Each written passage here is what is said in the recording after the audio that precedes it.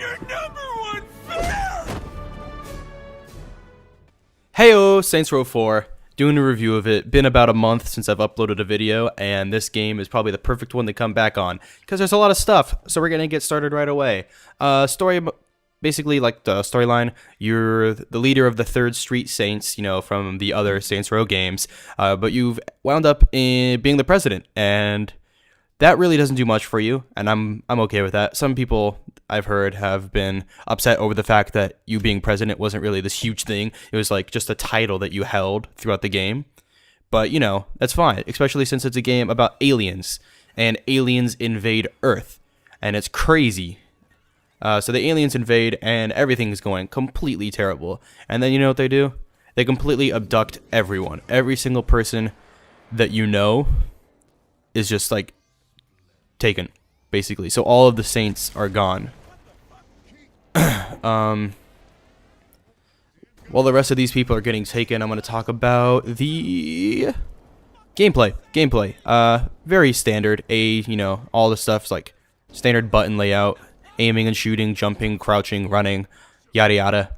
But they add superpowers due to the plot device that they use of you getting thrown into a simulation of basically the Earth. So you can play normally like you would in Saints Row 3. There's guns and you can run, and there's cars and all that stuff. But they also made it so that when they give the superpowers to you really early too, which I thought was kind of stupid.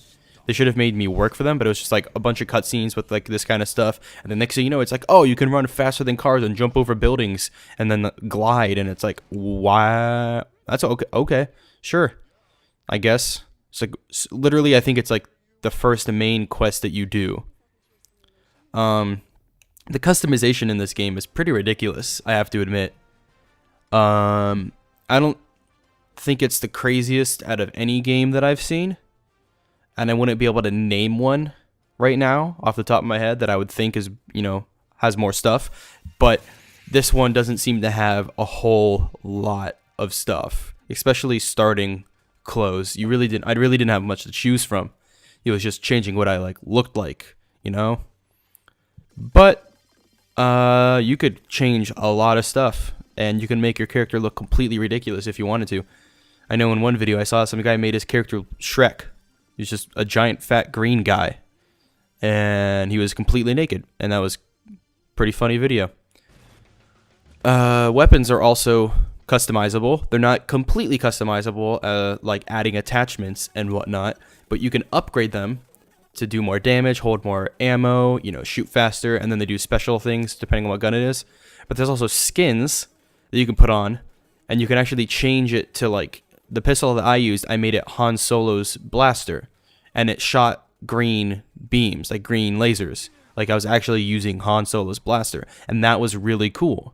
I really enjoyed being able to turn, you know, the shotgun I'm using right now is purple, and that was pretty cool. I got to, you know, put a skin on it, make it purple. Didn't really do anything to the way it shot, but it's all purely aesthetic. None of the skins change the way that your guns behave. So it's not like me putting the Han Solo skin made the gun completely overpowered, because the gun was completely overpowered anyway.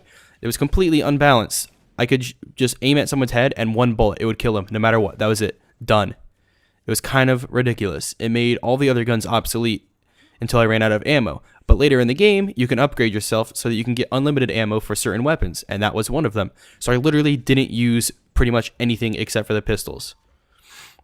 Once I figured out that it was broken, that is, because right now I'm using a shotgun. The quests, they're alright. But the upgrades, there's a lot of stuff, and you unlock them as you level up, 50 being the max level, that is. You can upgrade to have more ammo, you can upgrade to take less damage from different sources.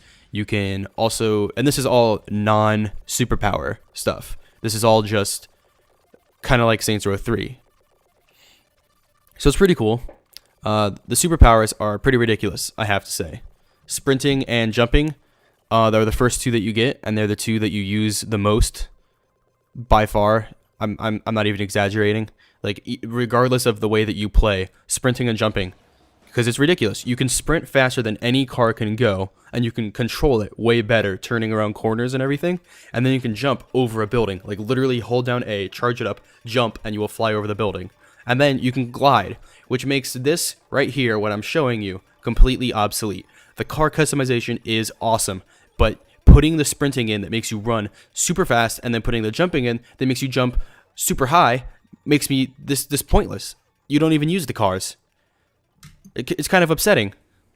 But you know, somebody put, you know, time into that, and now it's just nothing. But you know, I did it just because it was something to do. Right here, I'm showing you challenges. There's a lot of them. I think there's 65 total, and they're for doing things like, you know, kicking like 10 aliens in the nuts or something like that, running for a certain amount of miles, and you know, whatever. But it's completely open world, and you can do whatever you want whenever you want, as long as you have the superpowers to do it. And you can upgrade all of your superpowers, and you find clusters, kind of like the orbs from Crackdown, to upgrade them. And it doesn't do it automatically. It's not like you collect a certain amount and then it's like, oh, you can jump higher. It's like, no, you have to spend them in the upgrade screen. So they're all the same clusters, and they're all spent on the same, all the skills basically use the same pool of currency to upgrade, you know, the powers, how high you can jump, how strong your fire blast is. And I really didn't find myself using the superpowers that much due to the fact that the pistol was completely broken. To break it down, this game was outrageously fun. Honestly, it was a lot of fun to play. There were super funny moments like the huge dude kicking out over the super fan at the very beginning of this video.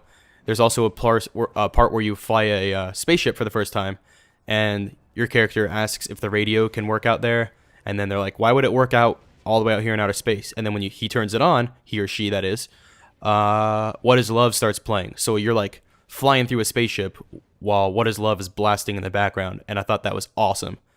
Parts like that really made it, you know, fun to play. It wasn't just, you know, me running through trying to get it done. I enjoyed playing every second of it. So, in conclusion, I'd give it an 8. It was really good. Graphics fine, gameplay was fine. It's just, I